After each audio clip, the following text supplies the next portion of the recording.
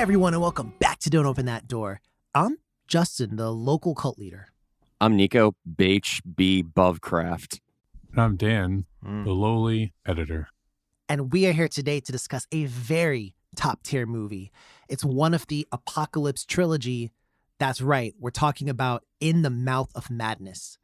So obviously this movie was directed by John Carpenter, the fucking master of horror himself, and it stars Sam Neill as John Trent, Julia Carmen as Linda Stiles, Jürgen Prochnow as Sutter Kane.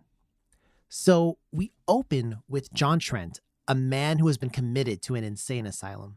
A psychiatrist visits him to inquire as to how he came to be in such circumstances. John begins to recount his story. After hitting him in the balls. Before all of this, he was a very successful insurance investigator, when one day he was attacked by a man with an axe after completing his latest case. Shaking the incident off pretty well, I'd say, he takes on a new client, Arcane Publishing, and is tasked with tracking down horror novelist Sutter Kane and obtaining the manuscript for his last novel. So, all in all, sounds like some insurance fraud shit.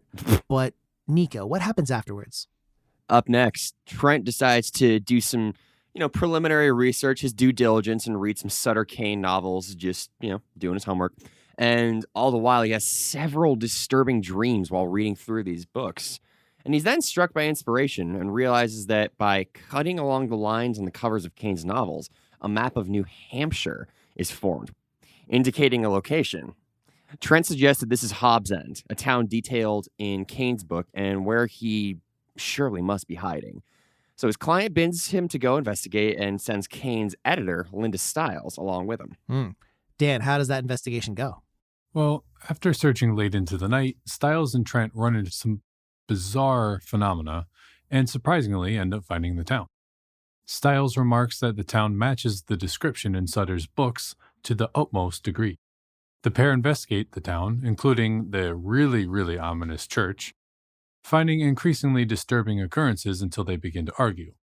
Trent says that he believes everything here is a hoax, despite the protestations of Stiles, who indicates that while the disappearance was planned, everything else is actually real.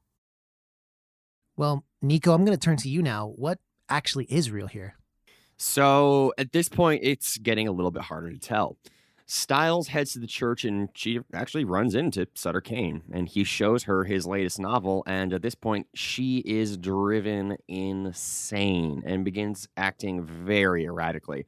At this point she runs into Trent and he attempts to get her to help, but he runs into these monstrosities as he's getting away from Kane's work. And Stiles is also transforming because they had all recently watched Akira, I guess. And now, Trent tries to drive away from the town, but he can't escape. And he repeatedly gets teleported back into town. And eventually, he just crashes his car and blacks out. When he wakes up, he's in the church with Stiles and Kane, though. And Kane tells him that his works aren't just books, but rather they are becoming the new reality as more and more people begin to believe in them and he gets more readers. He has awakened ancient beings at this point, and their power will take the earth. And he also reveals that Trent isn't real, but he's just a character that he wrote. And his role is to take the manuscript to the publisher and thus to the rest of the world. Trent then runs away with nightmarish beasts in pursuit. Well, that seems kind of grim. Dan, why don't you take us home? So now Trent wakes up outside of town with the manuscript in his hand. He throws it away, but the manuscript keeps finding its way somehow into his possession. He has a conversation with Kane where Kane claims to be God now and demonstrates by temporarily painting the world blue. Trent finally makes it to New York and goes to his client to tell him what happens. His client indicates that Trent delivered the manuscript months ago. The book has been out for weeks and a movie is actually in the works and set to come out next month. Trent begins to go insane, and he finds a young man who had just purchased the new novel and kills him with an axe. He is subsequently sent to an insane asylum, and that brings us to the current time. So now, Trent wakes up the following morning, and the asylum is empty. A radio broadcast reveals to the audience that a strange epidemic has taken over, causing people to behave violently and, in some cases, change form and shape. Trent heads to the local movie theater and he watches the movie, seeing himself and everything that he's done. The movie ends with Trent fully descended into madness, letting out a hysterical laugh. Well, I say we get right down to it. Nico, how does this movie look? It looks really, really nice. I love the creature design in particular and just the aesthetics of the town. It looks like just a small little place in the middle of nowhere that is ripe for having tons of eldritch monstrosities. So they got the vibe right just pretty fucking instantly on this one, I think. I agree, actually. I like the look of the town. I like the locale. Practical effects, as always, makes me happy. And it looks real. I believed in it. You know what I mean? And I just think it looks great. I also really appreciated the fact that there was a lot of subtle changes. Some of them the movie did point out, but others they really didn't. There's one where there's a painting that keeps changing. Like the people become more and more monstrous in the painting, and that's just disturbing. I don't know why, it just is. But Dan, how did you feel about the way this movie looked? I liked it quite a bit. I mean, as you guys already said, the monster design was really cool. I also like, there's times throughout the movie where we see in Kane's, I don't know, office, if you can call it that, there's a door where like apparently like all the monsters are like behind, and the door is like always like the monster's like beating on the door, so it's always like thumping back and forth or whatever. It's more like pulsating almost. Yeah. And it almost kind of looked like CG or something, but I thought it looked really cool. And just a lot of the set design was really cool. I was a big fan of it. And when we actually saw those monsters, and I forgot to say this, but they looked really cool. I really, really dug the look of a lot of the monsters in this. And the little bit of gore that we did get to see, I also really, really dug. But in terms of sound, Dan, I'm going to reference back to you again real quick, particularly because there's a pretty familiar song that plays at the start of this movie. Am I right? Or am I wrong? Yeah, the intro of this movie is Great Value Enter Sandman. So, I mean, it's like they wrote like a not quite as cool riff, but still like the form of the beginning just is straight up Metallica. And that I thought that was pretty hilarious. But I liked a lot of the score to the film. The sound design, I have mixed feelings about, like the different effects and Foley and things. It was definitely 90s. We got a couple like canned like punching effects, like the kind of sounds, which those don't age well, like no, ever. Not at all. So there were a couple sounds like that here and there that just, like Nico said, didn't age well. There was one where I think it was when Linda transforms into a monster, she's like crawling upside down, I think. And and there's like a lot of like skittering sounds, which I thought was cool, but like too much. And I feel like some of the sound design was just like a little too much, which is reminiscent of a lot of 90s movies of the time. Like I feel like sound design was pretty heavy back then. Totally. So I like a lot of the creativity. I think that, especially looking at it on 2021 eyes, I guess I would have liked a little bit less of that, at least volume wise anyways, but I thought it was pretty cool. Agreed. I liked a lot of the soundtrack, bargain bin Metallica notwithstanding. Like I really dug a lot of the sounds they did to keep you on edge, things that would indicate something's not right here. I thought those were perfect. So I personally really like that. Although I definitely do see as well some of the more canned sound effects that you were talking about there, Dan. Nico, anything to add on that front? No, you guys got it in one. I didn't have any real issues while watching through this, and on the whole, I enjoyed the sound coming from this flick. Well, since you didn't really get a chance to shine there, I'm going to let you get your shine on real quick. Okay. How did you feel about the end of this movie? And if you could hazard a guess as to just what maybe happens just to the earth in general at the end of this movie, what do you think is going on? I fucking love the ending. As a sort of like literary device or narratological device, I love it when there is a story within a story, and seeing the protagonist actually have this moment of, I don't know if I could call it like an insane reverie when he's just watching the events of the film in the theater with this sort of perverse delight was just wonderful to me. I think this is something that is very hard to do right, but John Carpenter absolutely fucking did it right. Mm-hmm. Dan, are you as vivacious with your praise? Ooh, good word. Yes. I think that this was a really great cosmic horror ending. We don't really get a definitive ending as to what exactly happened, or, like there's no like happy ending, or I guess it's a bad ending, I guess. But like it's inconclusive, I guess is the best word I can think of. And it's just him like maniacally laughing watching this film of him. And it's really, I just feel like it's really cosmic horror, and it just fits with the movie, I think, really well.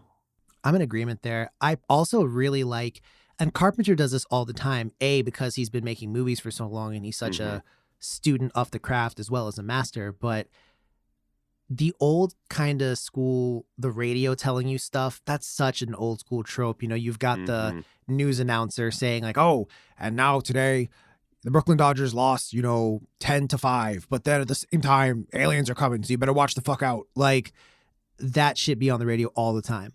But that's true to life with Lovecraft and a lot of the source material as well. Like, I really, really enjoy that. Like, I thought it was cool, and it was a cool way to show to the audience, hey, like, this stuff is happening. And they reference at the beginning, oh, he's one of them. And it's like, them, who is them? It's like, oh, they are the insane people who have been driven insane and further by the works of Cain. So, yeah. But we talked about cosmic horror, and it's well known to any listener on the podcast that we here at DOTD love cosmic horror. And I want to know, in your opinion, and we're going to go deeper into it, but I just want to get the initial yes or no. Does this film achieve cosmic horror? Would you look at this and say, yep, this did cosmic horror correct? Dan? Yes, actually, emphatically so. Yes, for me as well. Nico, how about you? I would say yes as well, although on a smaller scale than something like perhaps Color Out of Space. Okay. So now that we've all agreed to some point that this is cosmic horror, where does this succeed? How does this correctly implement or show cosmic horror? And where does it succeed maybe where other movies have failed? I think it's a very like mind-bending movie. And there's just certain scenes that visually really stand out as like, wait, what the fuck did I just watch? Like what's actually happening? And like there's a point where, or there's a part like in a wall where there's like some posters on the wall, and part of the poster is ripped, and it kind of leads to like, I don't want to say a different world, but another dimension. Yeah, it's like, I don't know. Anytime he like opens that, it's a little bit different or something. Or I think at one point, I think near the end, doesn't like Sutter Kane like rip open like reality essentially, and it's like a book like being ripped Pretty open much, kind of thing, and you see like the words on the book in the rip, and is really cool. But things like that where it's just like, I don't really know, like my brain doesn't know how to comprehend what's actually happening when I actually think about it. And exactly, that's good. Like that's what this is supposed to be, I think. And that's to me one of the big holdups in films with trying to do cosmic horror is a lot of cosmic horror is just you can't really explain it. So when a film is trying to show this to you, it's like, well, that's explaining it too much almost. So I think this film does a really good job of that and not really being comprehensible at points in a good way. I totally agree. One thing that I will say as well is I think it perfectly walks that line between giving you too much and not giving you enough. Because we know what's happening. We know to expect these monstrosities, but when it actually happens, we're taken aback. This movie makes great use of dream sequences to put the viewer in a sense of disarray. You really don't know what's going on. You really don't know what's real, what's not. Even, down to the interactions with the characters. You've got Linda, or should I say Stiles, as we referred to her multiple times. One second, she's kissing Trent. The next, she's saying that she's lost her mind entirely. And it's just kind of crazy. She starts getting a little bit of tentacles. You know what I mean? Like she sprouts them, literally. And stuff happens to her, and we hear that like this stuff has been happening to people, and we see enough to kind of get that presence of, oh shit, like this is happening in other places too. So I thought that was really cool. And I've seen this movie now like maybe 5 times, and I still don't fully comprehend it. Like I still don't fully comprehend every single detail, and that's good in my opinion. I love that about this movie. But Nico, how else does this film achieve cosmic horror? What kind of layers are there? So one thing that I think this film really excels in is just a sense of style, and this comes with John Carpenter being the director. If any of you listeners have seen any of his other films, you'll know what I'm talking about here when I say that just John Carpenter makes some cool fucking movies, y'all. Like between this, The Thing, fucking Big Trouble Little China, there is a catalog of movies that just ooze a certain kind of charisma, and this really does too. And the thing that makes this a successful cosmic horror is that it toes the line by pushing more with the style than this sort of incomprehensible, cryptic, archaic stuff that's just a little bit too heady. Like the stuff that we get that's confusing when you see it on the screen, like Sam Neill's character, John Trent, tearing through what turns out to be the cover of a book and then ending up on a street where the posters of said book are, and he's on the cover. Like, that's just fucking sweet. That's so fucking cool. And there's so many little different elements that are just really fucking cool in this that make it succeed. Agreed. I definitely think you're right there. And not to call on you 2 times in a row, but I know that obviously this movie draws deeply from the cosmic horror mythos. And one in particular that I know you wanted to highlight is The King in Yellow. Can you provide a little more light on that? Explain. Yeah, totally. So this is a story that sort of got absorbed into the Lovecraftian sort of like Cthulhu mythos in general, but it wasn't originally written by H.P. Lovecraft. It was actually a series of stories written by Robert Chambers in the late 1900s, and the basis for it is that there is this play called The King in Yellow. And when you read this play, it can be something just as soon as you lay eyes upon it.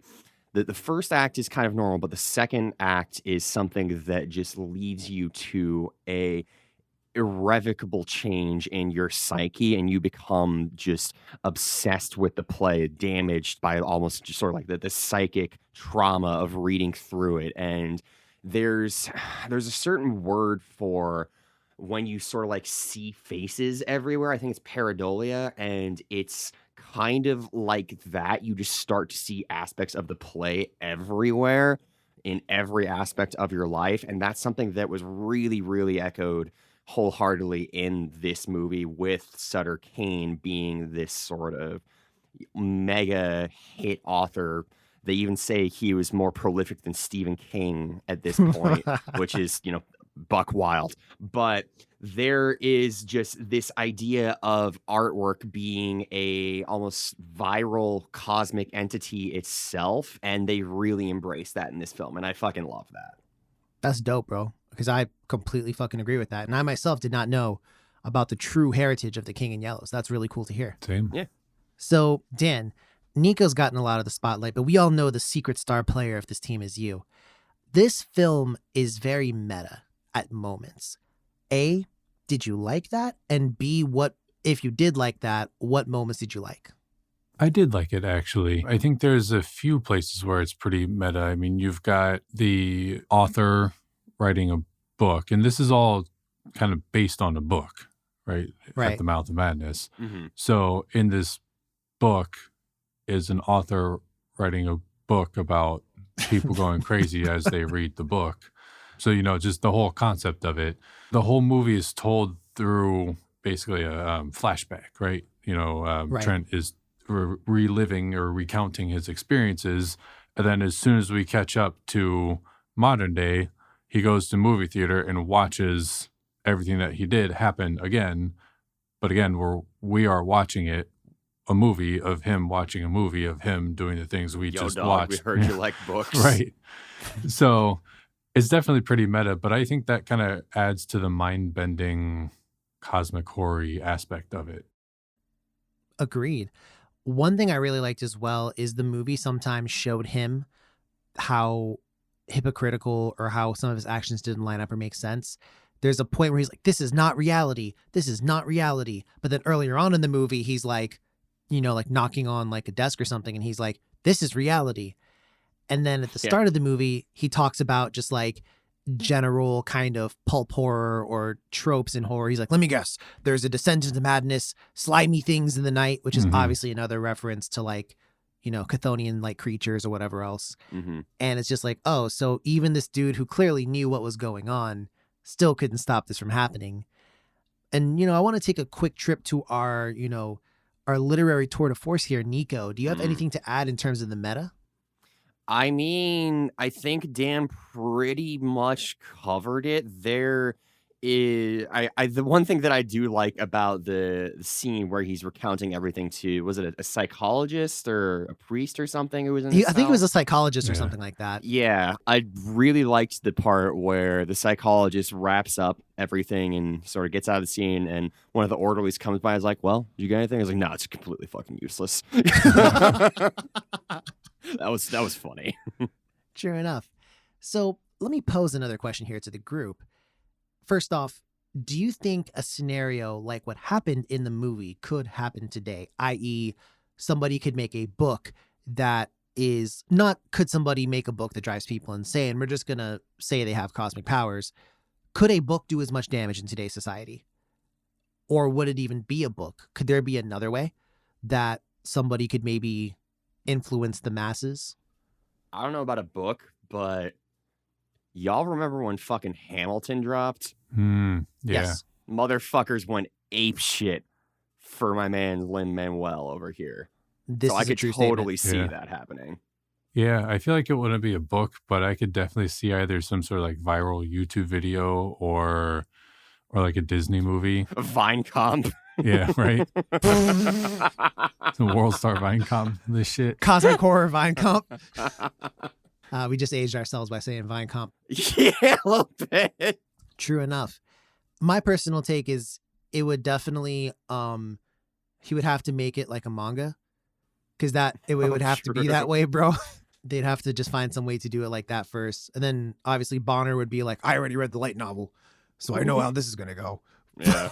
But also, and this is another question, would you think a remake of this movie, and to the audience, to the listeners, we do not have any news. Our DOTD reporters on the scene did not tell us that there's going to be a remake. So please I have don't someone flame outside me. Sam Neill's house right fucking now. And he has confirmed. No, but how would you feel? Love you, Sam. Please come on the pod. How would you feel if there was a remake? Would it be, do you think they could capture that same energy in a modern setting? I struggle to think of who would be the director if not John Carpenter again, but I think they totally could do something that maybe not an exact retelling, but sort of like a spiritual sequel type deal. I could see that happening much more than just a one-to-one adaptation. Yeah, I see. I think if it was one-to-one, I probably wouldn't like it as much. Though that being said, there were a few parts throughout the movie where I was like, damn, if they had like 2021 technology, this part would be true. nuts. Yeah. I mean, it was already like Yeah. crazy as is, but I feel like I would want to see literally the exact same movie filmed exactly the same way by the same people, just with like now current, modern day technology or effects Yeah, or like put the whatever. visuals from The Void in this Yeah. or something. Oh my God, bro. That'd be wild. You know what's one thing, just really quick thinking about it, because you ran Sam Neill by me in my head real quick, and I just started thinking, oh, he's obviously older now than he was in the 90s, linear nature of time and all that. Mhm. So it got me thinking, the one thing that this movie didn't have is it didn't have that archetype of like the professor or the extremely learned person who is providing some kind of insight into the True. madness That's or true. trying to do that. They didn't have that. So that just made me quickly think about that real quick. Definitely not as strong as that archetype, but I mean, would Sutter Kane fall into that category? Because he kind of gives a little bit of explanation as to what's going on, and it's just the reasoning is kind of what is driving people insane. But he's straight up like, I am creating this. Like, this is happening. Like, he does kind of explain it. I almost feel like in that situation, he isn't the kind of professor character as much as he is the cult leader, almost like the doctor in the void, for example. Mhm. Oh yeah, where he's saying like, this is the reality I envision. This is what I dreamed. These are my powers I've received. Like, he is not wrong and he's certainly not lying.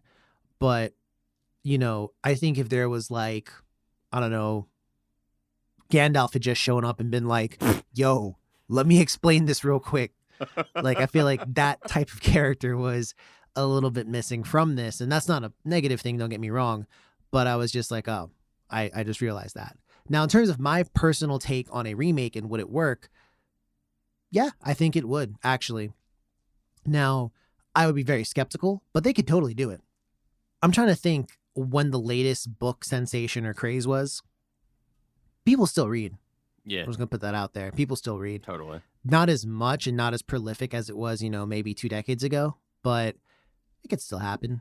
So, I don't know. I think it would probably be the movie that gets most people, though. Like, they would start playing the movie, and then that would be what gets people. Because even in the 90s, they knew, hey, the movie's going to be where the big bucks are. Mhm. So, there's that to take. And now, I want to ask you guys about the what would you do? Now, I normally have a certain type of line of questioning. What would you do in these scenarios? And I have 2, good and evil. So I'm going to ask you guys the good question first and then the evil question second. So Okay. the good question is this. At what point in time, put yourself in the role of Trent, and when would you start believing that this is a cult, this is supernatural? So first off, you're in the car and Linda runs somebody over, but dude just gets back on his bike and rides away. Do you see anything wrong with that? Are you good there? I mean, yeah, I see a lot of things wrong with that.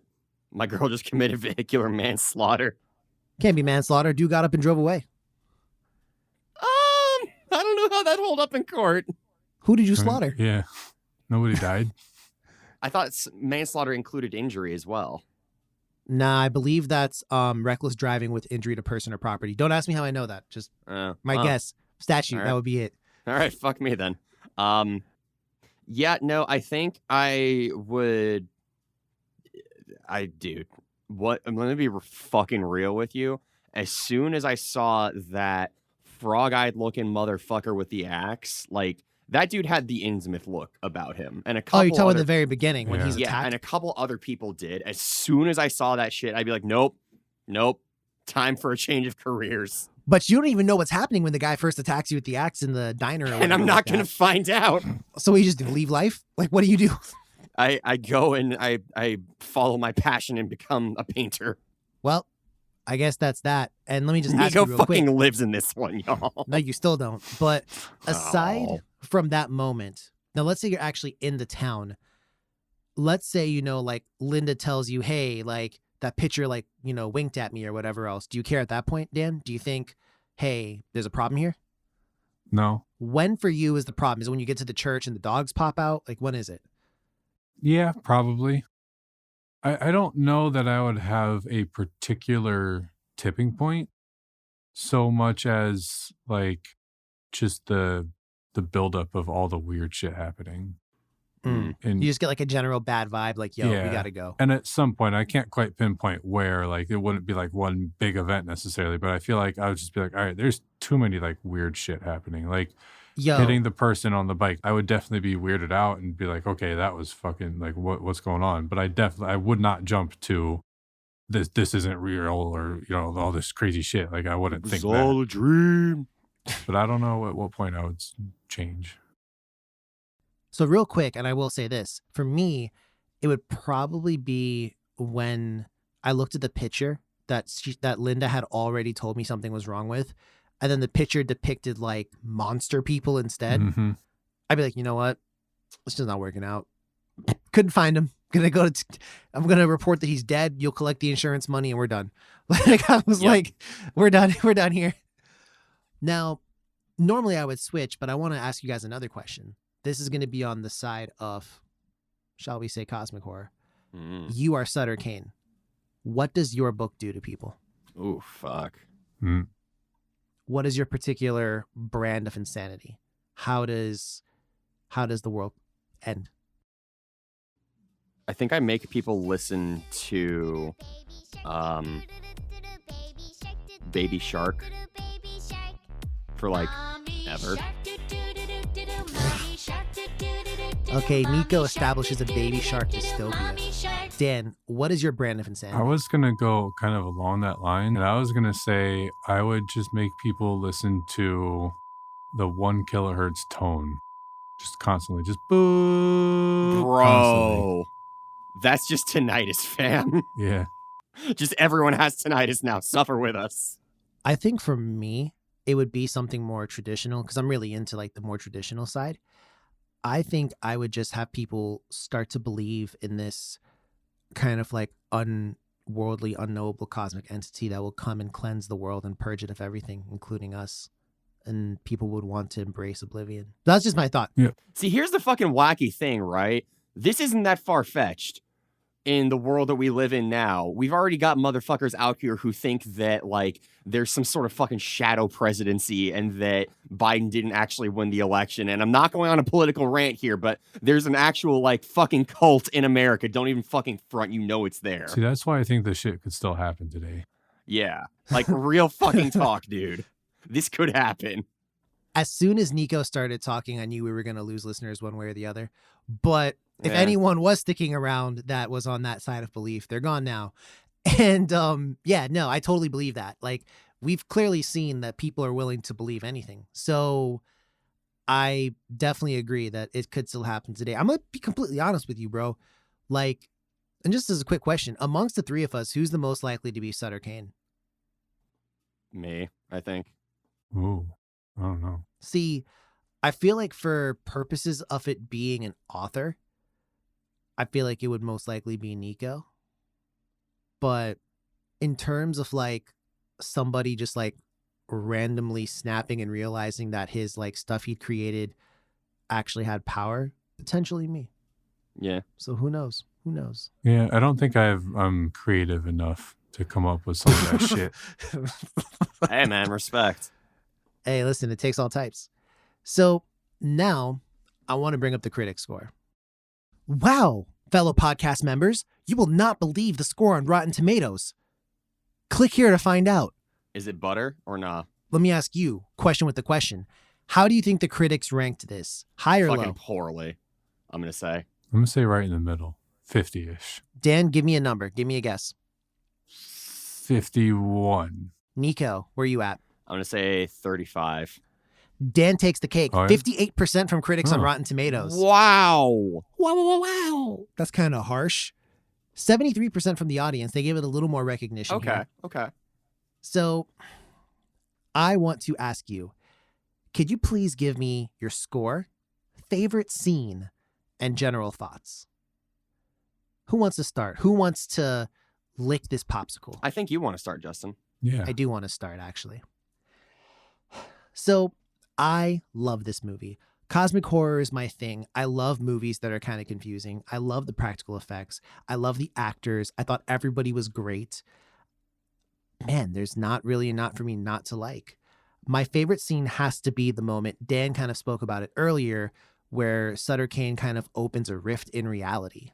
And there's nothing but, and we can't see it, but there's nothing but an inky void out in the distance. And as he stares and looks, Styles reads from the book and says, and he stood there and he didn't scream and he looked out into the void. And that's simultaneously one of my biggest dreams and fears. So I'm just like, yo, I'm here for this scene. Loved it. I like this movie. I like it a lot. I like it like no, but all joking aside, this one gets a 92 for me. I fucking love this movie. John Carpenter is my favorite director. Just putting that out there for the audience if you didn't already know. And to me, yes, this movie has flaws, but the amount that it gives you in an hour and a half, which is its runtime, essentially, I think that this is outstanding. It is amazing. I think these people who rated this didn't understand. So, yeah, I love this one. 92. Who wants to take up the mantle next? I'll go. I enjoyed this one quite a bit. I think that this definitely achieved the elusive cosmic horror themes and the being able to do it properly, I think. That being said, I'm going to get slightly hypocritical here. Uh-oh. no. Because even though I love cosmic horror, I wanted a little bit more to grasp onto. Like, I feel like it was a little too mind-bendy and everything, which is exactly what it was supposed to do, and it did it very well. But I guess by personal taste, I wanted a little bit more kind of story. I like that sort of like more the void kind of things that we have more to hold on to. I'm going to give this one an 87. Respectable. Sir Nico, ride in on your gallant steed. Yeah, gallant hoof. I'm going to echo pretty much everything you said, Justin. I love this movie, and I'm not going to take any more of anyone's time. I'm going to give it a 93. Okay. So, now I gotta know, is this one gonna get a recommendation from the pod? Absolutely, yes. Yeah. Yes, it is. Oh my God, yo, Dan paused, and oh my God. See, the one thing that gives me pause on that is because I think it's a little too out there for a lot of people. I think it's a great movie, and I do recommend it to horror people, but I think if you were like, oh, what's a great cosmic horror film? I don't think this would be the first one that I would go to. Okay. Which doesn't have to be the first one. I mean, it's just what I recommend in general. Okay. Yes, I do. So but- given those words, those piercing words, Dan, I'm gonna go ahead and assume this does not get the golden seal from you. Is that correct? I would give it. I think I am actually going to give it. Wow! Even with my hesitancy, part of the reason why I'm going to give it is because of the sheer creativeness of it. I think is really, really cool. And it's definitely an experience, and in a good way. So while I do have my flaws, I did really enjoy it. So Agreed. You got your agreed. fucking flaws, Dan. I do have my flaws. We all have our flaws. That we do. So, wow, this actually gets the recommendation. This also gets the golden seal of approval from those of us here on Don't Open That Door. So, yeah, definitely check this out. Bonus points, obviously, if you're into cosmic horror, John Carpenter, Sam Neill, or books that drive you insane. So, any last words before we wrap this one up? Yo, do you think the Migos sleep in the same bed like the Powerpuff Girls? Yep. No, I think they sleep in the same bedroom, though, and I think it's like, you know, everyone has their own kind of like different section. Or is it like a bunk bed type situation? Oh, who would be on the I can see bottom that. of the bunk bed? I was going to say offset. Odd question. I feel like Quavo would be in the middle. So Takeoff is up Yeah. top. Yeah, so we can take off. Wow. Anyhow, any other thoughts, relevant or not? Nah. All right. Well, if you want to reach out to us and discuss this movie, whether you think we're wrong or if, you know, we're right, please hit us up on social media. We're on Facebook, Don't Open That Door. We're also on Twitter and Instagram at DOTD Horror. You can also check out everything we've ever done on our website. That's dotdhorror.com. But till then, everybody keep your wits about you. Take care of one another. And as always, dear listener, don't open that door. Bye. Nico, you fucked me.